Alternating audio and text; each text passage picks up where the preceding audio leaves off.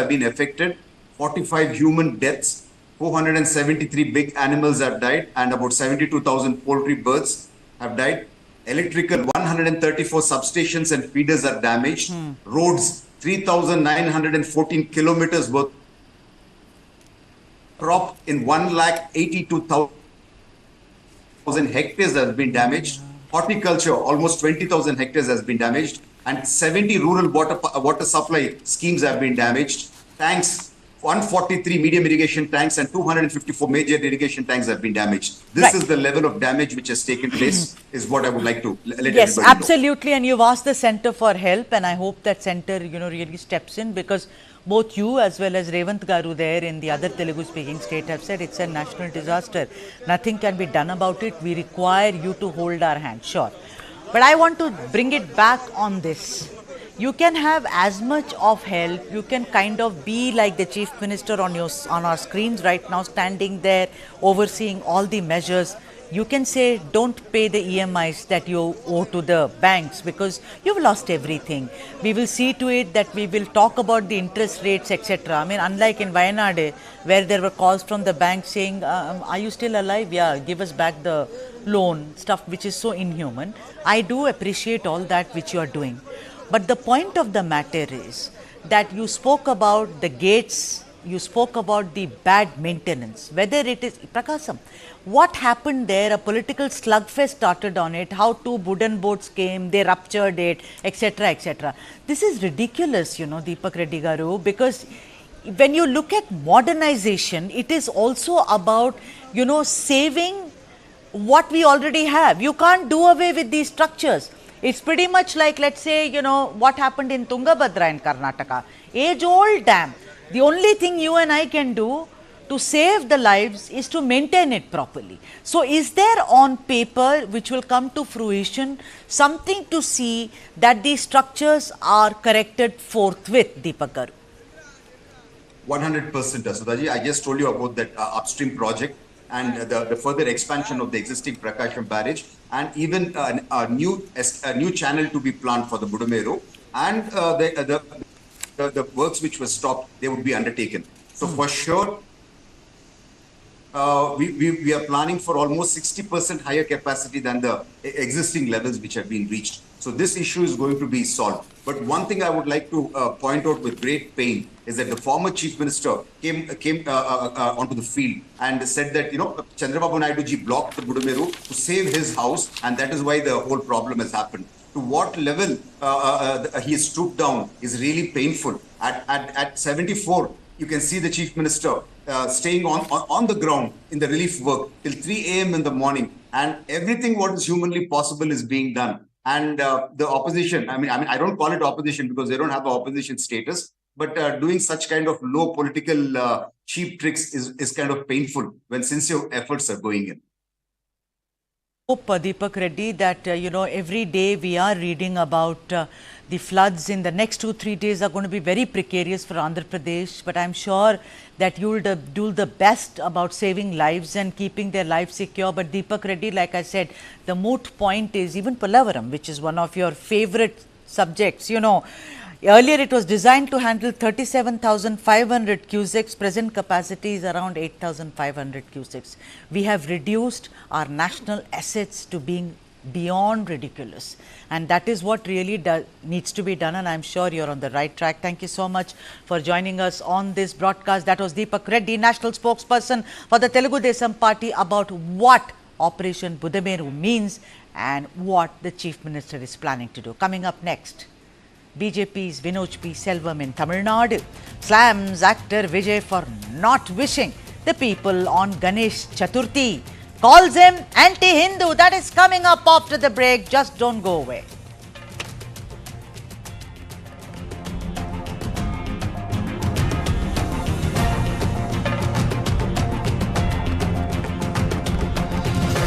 Give it to me. Pass. We'll put new glasses in the windows and they keep breaking it. This is the fourth time. You are playing football throughout the day. Will you win the world by playing football? Yes, uncle. I will now conquer the world by playing football. Let's go to Germany. World's largest football talent hunt. News 9 Indian Tigers and Tigresses. In association with DFB Pokal, Bundesliga, BVB and India Football Center. Train and play matches in Europe. Register now and fly to Germany. IndianTigersandTigresses.com. This is News 9 Live, India's only digital exclusive live stream. For the early adopters, bringing you the news 24/7.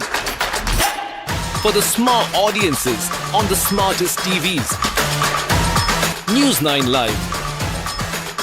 Stream now on your smart TVs. So I'm Payal Nath, the CEO and director of Kadam Heart.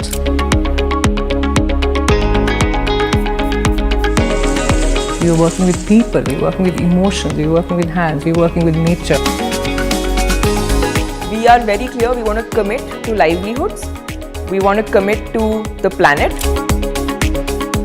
we want to impact 1 million artisans, which is 1 million families minimum. Be the change that you want to see. This and more. Streaming on News 9 Plus. News is now content. Subscribe and get free vouchers.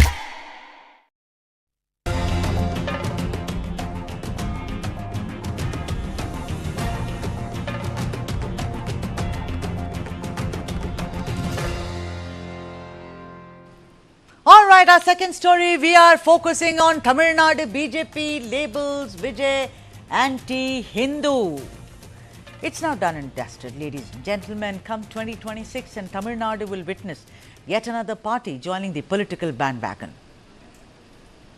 Actor Vijay's party, the Tamiliga Vetri Kazhagam, in short called TVK, has been officially registered with the Election Commission of India and has now permission to participate in electoral politics. Vijay Talapati, as he's called by his fans, said, and I am quoting him here, the Election Commission of our country has considered it legally and has now registered our Tamiliga Vetri Kazhagam as a political party and allowed it to participate in electoral politics as a registered party. I am very happy to share this with you. That's what he said. An actor who's got lakhs of fans, an actor whose latest release has also kind of rung good things in the box office. A couple of weeks ago, Vijay had unveiled his party's flag, and now with the party getting official recognition, he's all set to hold his first ever conference in the state to prepare for 2026. The political scenario in Tamil Nadu has always been dominated by two Dravidian parties, the Dravida Munnetra Kazhagam, DMK, or the AIADMK. The latter was of course in alliance with the BJP until recently, when AIADMK chief and former chief minister of Tamil Nadu, Edappadi Palaniswamy, severed all ties with the BJP, and now both the parties have since then regretted their alliance as an ill thought out strategy. Now the BJP seems to have trained its guns on Vijay. Tamil Nadu BJP Youth Wing President Vinoj P. Selvam criticized the actor and TVK founder for not extending Ganesh Chaturthi wishes. Vinoj did not mince his words and said it as is, and let me now quote him.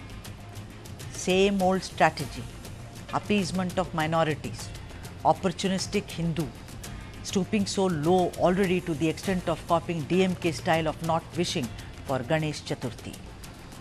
Vinoj P. Selvam said he had waited until 7 p.m. on Saturday, that is the day when the festival started, for actor Vijay to wish everyone on Ganesh Chaturthi and for a neutral face to be projected by Vijay. But then added Vinoj P. Selvam, that was not to be. Has the politics over Vijay's entry already begun in Tamil Nadu? How tough will it be for Vijay to fight both the Dravidian forces and of course the BJP, which has now gained traction after the recent Lok Sabha elections?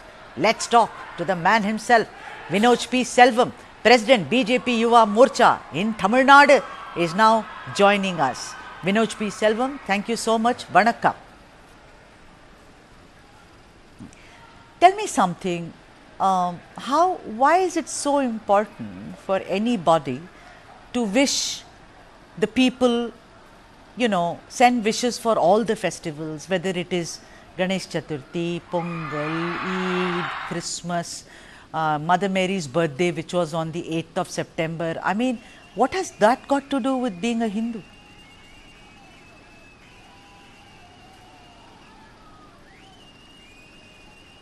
Ma'am, per se, it is actor Vijay's personal capacity to choose to wish for whichever festival he wants to. But this was only until he launched his political outfit. The minute he has launched his political outfit, he should be ready to face the questions of the people. I've questioned him not as a member of the BJP, but as a citizen of the country, as a voter from Tamil Nadu. It is a burning question that the politician Vijay chooses to wish the people of the state for Good Friday, for Bakrid, for Ramzan. We welcome it. We have no problems with that. But why don't the politicians of Tamil Nadu choose to wish the people on religious auspicious days which are celebrated by over 80% of the population? Right. It is just a question which comes to my mind. Yeah, right. So, but the thing is, Vinod P. Selvam, when you tweet about it, it is that you are part of the BJP. You are not an ordinary citizen. Let me first clarify that. Otherwise, I won't be sitting here doing a story about you. You are an important man. Ma'am, I'm losing you. I can't hear you. Sorry. Can you hear me now? Hello? Yeah, better. Yeah.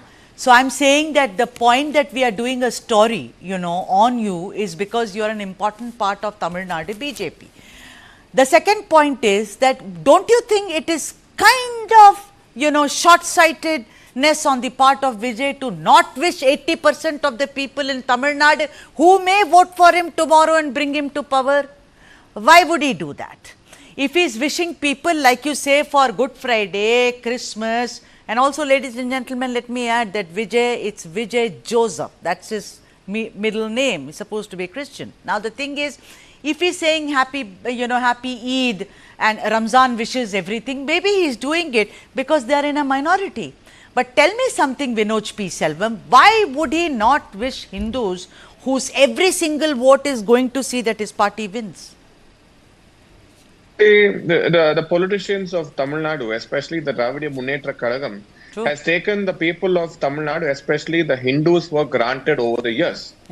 So they have been banking on the appeasement politics and of making sure that the minorities are kept happy, and they've made the minorities their vote bank. So DMK in Tamil Nadu is basically a minority party, a party for the minorities. So now, at what cost are you trying to appease the minorities is the very important question. So the Hindus in Tamil Nadu over the years have been given the very least of importance, or even take example the temples for an example. The administration of the temples or schools, just because an individual who was called by the school administration came and spoke about the concept of rebirth, which is a belief of the majority population of the country. The headmaster of the school was transferred. Well, I'm sorry, I've done a story. No. Vinod P. Selvam, we are talking about school children. If today you are talking to me about that you do not agree with what Vijay has done, you can't suddenly start me on how great Kamal Hassan's cinema is. That's another topic.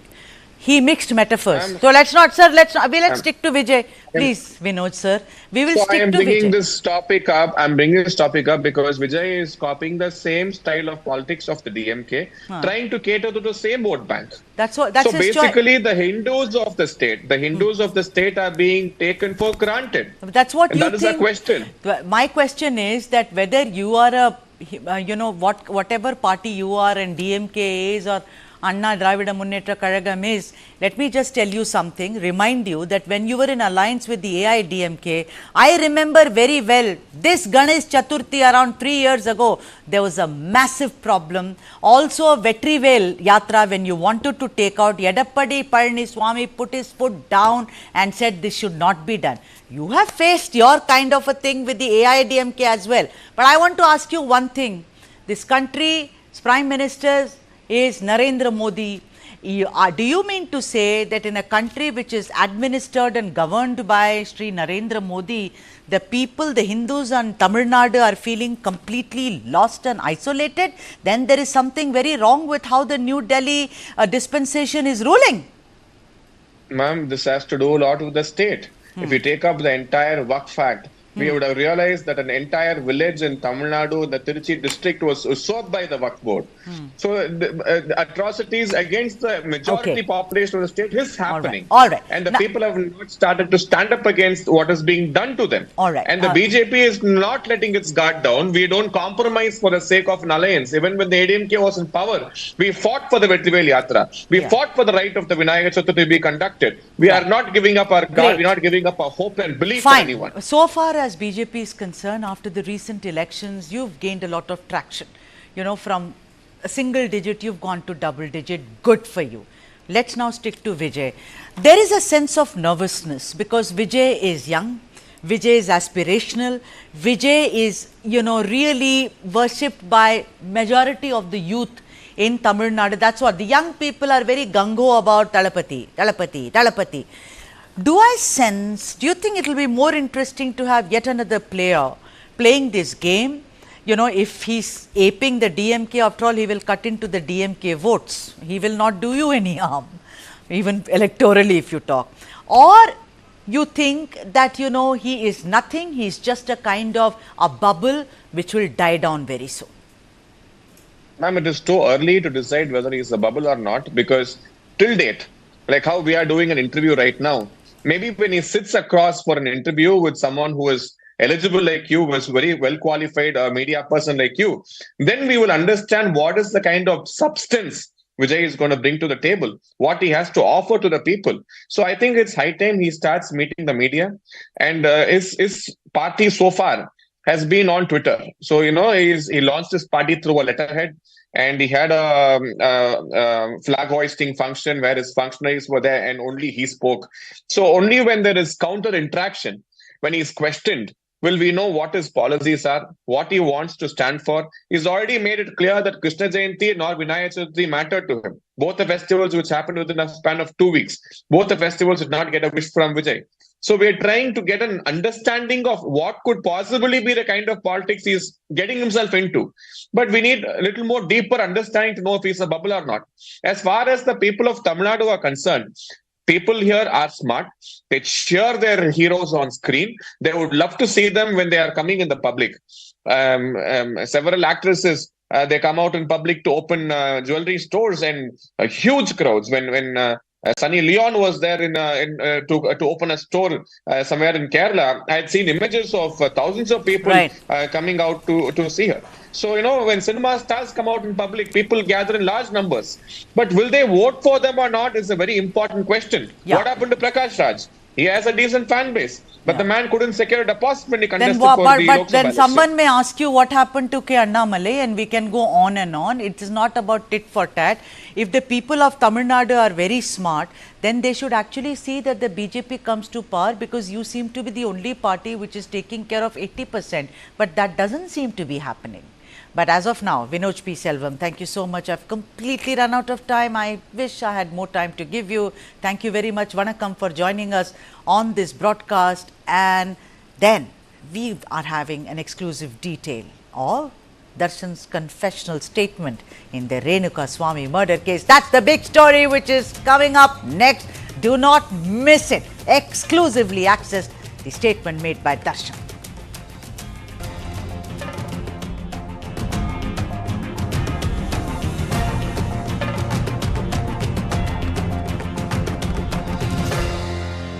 Fast. My God, isn't she your daughter? Yes. She's playing football. This is boys' game. Make her study. If she doesn't get a good job, she will get a good match. Will you win the world by playing football? Yes, auntie. My daughter will win the world by playing football. Let's go to Germany. World's largest football talent hunt. News 9 Indian Tigers and Tigresses. In association with DFB Pokal, Bundesliga, BVB and India Football Center. Train and play matches in Europe. Register now and fly to Germany. IndianTigersandTigresses.com. For the very first time in our investigation, we unmasked the killer of Ravindra Matre. In 5G, we have to stand with the world, and in 6G, we have to lead the world. Winning a Grammy was an absolutely surreal experience.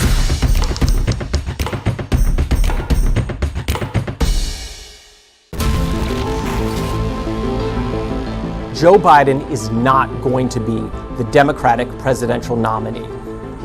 I made my choice. Kamala Harris. She's experienced. She's tough. She's capable. I took on perpetrators of all kinds, predators. So hear me when I say, I know Donald Trump's type. I am the one saving democracy. He has tapped into the fear and anxiety about demographic change in the US. This polarization in the United States. Some people are even suggesting that there could be a civil war. You are this unable to solve your own domestic problems. You have no right to claim to be anybody else in the world. And we're moving into a multipolar world where the United States will not lead.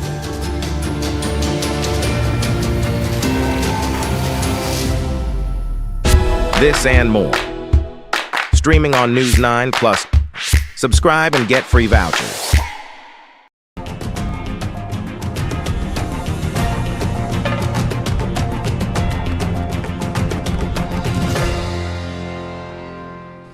All right, it's now final. Darshan assaulted Renukaswamy. And I'll tell you why I'm so sure about it. News 9 has exclusively accessed the statement made by Darshan, who is the accused number 2 in the Renukaswamy murder case. In his statement to the police, Darshan admitted to assaulting Renukaswamy. He's given details of how he tortured Renukaswamy and then apparently paid 30 lakhs to get the matter completely buried. Darshan has also confessed to hitting Renukaswamy with his hands, kicking him in his head, neck and chest, and even hitting his head on the car. So those are the gruesome details. Let me now go across to my colleague Mohammad Wajiullah for more details. Waji, you've been tracking the story from day one, and we've spoken, of course, and not really announced that this Darshan, there is more than meets the eye. Tell me, what strikes you as the most cruel and gruesome in this exclusive statement that you have accessed? So, my music journey. Well, the most crucial thing and the most gruesome part of the entire charge sheet that I have come across is the ruthlessness of all these 17 accused who are beating up Renukaswamy.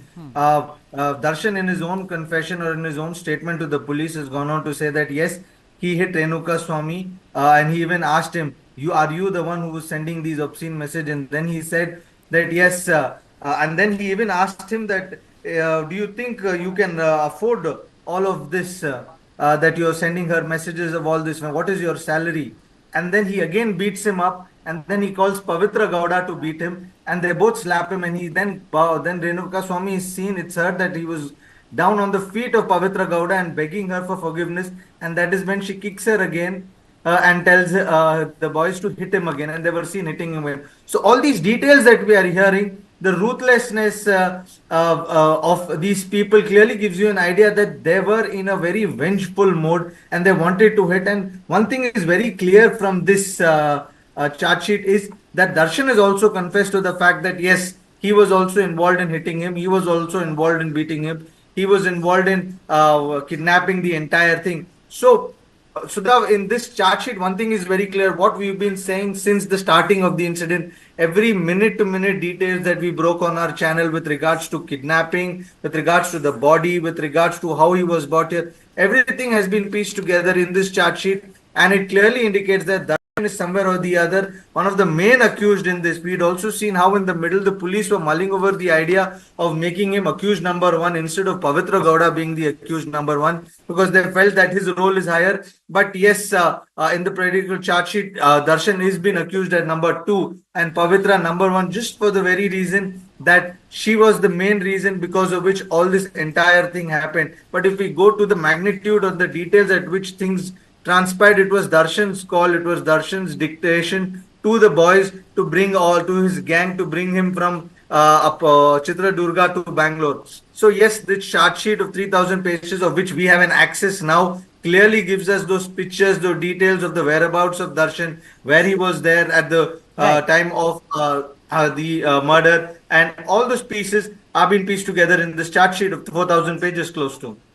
All right, Mohammad Wajiullah, thank you so much that you've tracked the story and also got exclusive access to the charge sheet. Thank you so much for joining us on the broadcast. Ladies and gents, before I leave you with some of the other top headlines from the South, after the headlines, do not miss an exclusive interview with former CEO of Prasar Bharati and now an MP of Rajya Sabha of the TMC who quit Jawar Sarkar because of the horrific rape and murder case of a 31-year-old intern. Do not miss it. Take a look at the headlines and then an exclusive interview with Jawar Sarkar coming up for you. Thank you for watching.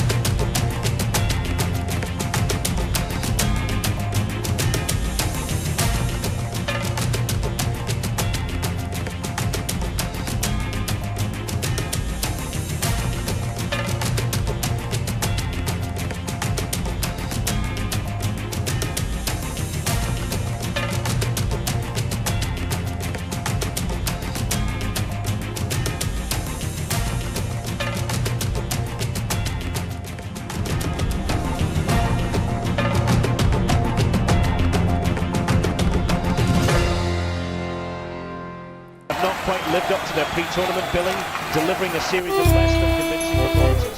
With 2 draws and a solitary win. Your son will be Messi. No studies, just football all day.